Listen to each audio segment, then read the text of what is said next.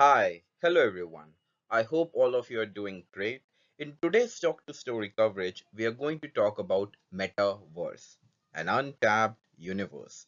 So, we are going to discuss what is Metaverse, how do we actually look ahead in future that how the Metaverse will look like, and what are the various challenges that can be there in terms of the implementation of Metaverse and as well as at a society level.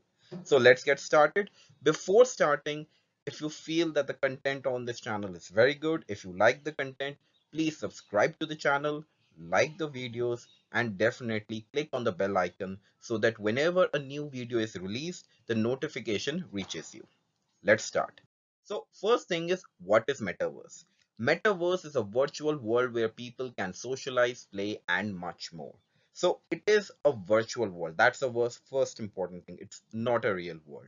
It's a virtual world where you can do a lot of activities, and that creates an immersive experience, a deeply involved experience. So, even though you are in that virtual world, however, you will feel it as if it's actually quite real. So all these things make metaverse a very interesting concept. However, it is not a new concept. Many games before this metaverse announcement by Facebook were actually using metaverse not on an exact same basis but quite on a similarity basis. So metaverse is something that is not a new concept, but yes, with big tech giants now focusing on metaverse, it is being pursued aggressively. So metaverse is a very important thing that has come up now. Most importantly, how do we access the metaverse? Now, as you can see in the picture, the metaverse can be accessed through glasses. Now, are these a special kind of glasses? Definitely. Now, in order to experience the metaverse, we use augmented reality and virtual reality. Now, these two are very a little bit fancy tech terms, so I won't dwell deep, but you can assume that it is because of these two technologies, along with a few other mixed realities, that the whole concept, the whole world of metaverse is coming into picture. Along with these two technologies, we require a great computing power. I mean, if the whole world is going to be involved in metaverse, definitely the computing power required is very high. This computing power has been greatly enhanced in the last 5 to 6 years thanks to cloud computing. We have cloud computing, and that cloud computing definitely auto scales and again increases the capacity to churn data. So computing power, AR, VR, all this has helped in fact make metaverse a realistic goal, not 1 or 2 years down the line, but definitely a little bit longer road, but it is something that is looking realistic. And since tech companies are aggressively pursuing it, the pace at which it was done 10 years ago, it is now at a very high pace. Another important thing, is it free? Well, we can't say.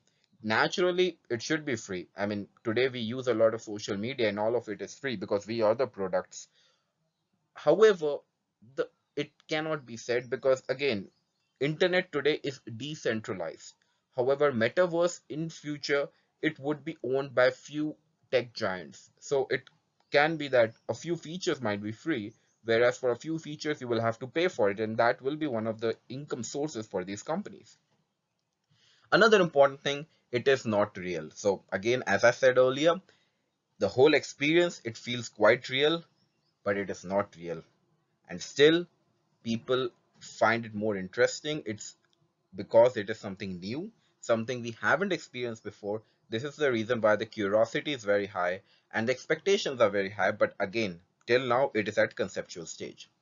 Moving ahead, what can be done in metaverse? I mean, if I create a virtual world with nothing in it, it's useless. I mean, at the end of the day, we human beings are more passionate about experiences, about achieving things. So either we achieve something or the experience of doing something is some which makes that whole thing quite memorable. So in metaverse, there could be many things that you can do. I mean, you can buy fashion brands, clothings, Gucci, many big fashion brands are actually working on selling virtual products in metaverse. So that's one thing you can do. The second thing is that you can again shake hands, socialize with people. You are in UK, your friend is in America, you can't meet. So again, today you can talk on social media, do chatting. But again, the reality, the feel that you get when both of you will shake hands in metaverse, that will be something unique. So that can be done. Or you can even buy a house. I mean, everyone wants to buy a physical house. People are now buying houses in metaverse, lands in metaverse. So that is one of the things. Is this an exhaustive list? Definitely not. This is an indicative list. The list is actually endless. Who knows, one day we human beings will get the power to vote in metaverse to select a government that will again be virtual. So it's absolutely amazing possibilities, and a lot can be done. However, a lot of things are at conceptual stage. Media industry, entertainment industry, and real estate industries have already moved into metaverse, and slowly and steadily the banking and the other financial institutions will start coming into metaverse. In fact, a few of the banks have started thinking about opening virtual branches in metaverse, and one of the leading banks has already opened a branch in metaverse. So there's a lot to come in metaverse. Next thing. Okay, so if we are going to have so many things, what about? So, I mean, will there be a digital economy? Definitely. Now, the beauty about metaverse is that it actually puts into question the possession of physical assets. The confluence of the digital identity and the physical identity will definitely lead to re-evaluation of the value of the physical assets that people hold today. So if I have a physical house, that might not be valuable. In fact, there could be someone who has a house in metaverse and that could be more valuable. So there could be a digital economy completely in metaverse. However, we need to understand that if for any economy to survive, three things are very important: currency, goods, and services.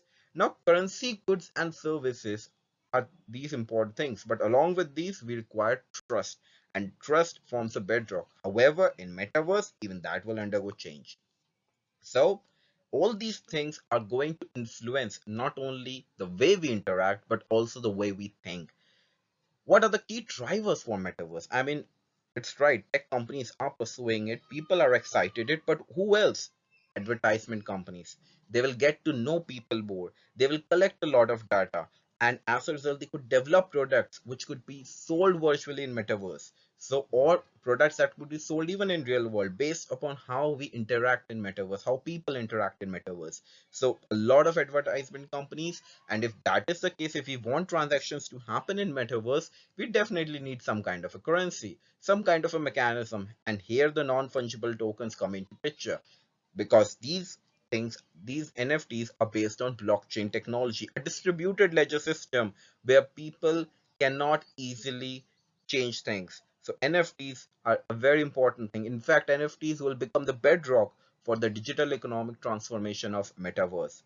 The companies that are going to provide this platform, they are going to earn a lot of money, but more importantly, the companies that will provide the hardware for metaverse, because at the end of the day, if so many people are going to be involved in metaverse, we require hardware, we require data centers, so a lot of things are required, and even there a lot of money could be earned. Now, what are the challenges that we see in this whole story? The most important challenge is governance. We need to understand that we as human beings, when are going to interact with other human beings, there could be cases where there would be difference, there could be clashes. So how those things would be dealt into, that is something that needs to be looked into. More importantly, what we need to realize is that recently in one of the experiments conducted by tech giants, where people were provided with wearable glasses to experience the metaverse, it was found that a few cases of harassments were reported. So again, definitely that's a big issue. Secondly, if we are talking about digital economy and we are talking about the monetary system, it's, I mean, they cannot be separated. Digital economy, monetary systems, they go hand in hand. So we need a proper monetary system, and that means the government may lay down the guidelines of how the monetary system might work. Banks are already thinking about lending money to people to buy land in metaverse. So definitely, if we are looking at that kind of a scope, we need a monetary system. Otherwise, the system might collapse. Most important thing is that it is not that only one company will have one metaverse. I mean, it's very important things, and there are huge stakes involved here. So different companies will have different metaverses, and that means we require interoperability between metaverses. A person can, experience one thing in metaverse and can transfer that thing to another metaverse owned by a different company. That will be one of the most important thing. And last but not the least, we need mechanisms to ensure that the digital identity of the individuals is safe and not tampered with. We already know that data, privacy, and all digital identity thefts that have happened in the last so many years have been the center of the recent privacy concerns that people have regarding these social media. So that needs to be also taken into picture. So with this, we have been able to understand that what is metaverse, what are actually the challenges that are facing metaverse, and how the picture will look like in years to come by. If you have liked this video, please do hit the like button, share the video, subscribe to the channel, and until next time, thank you.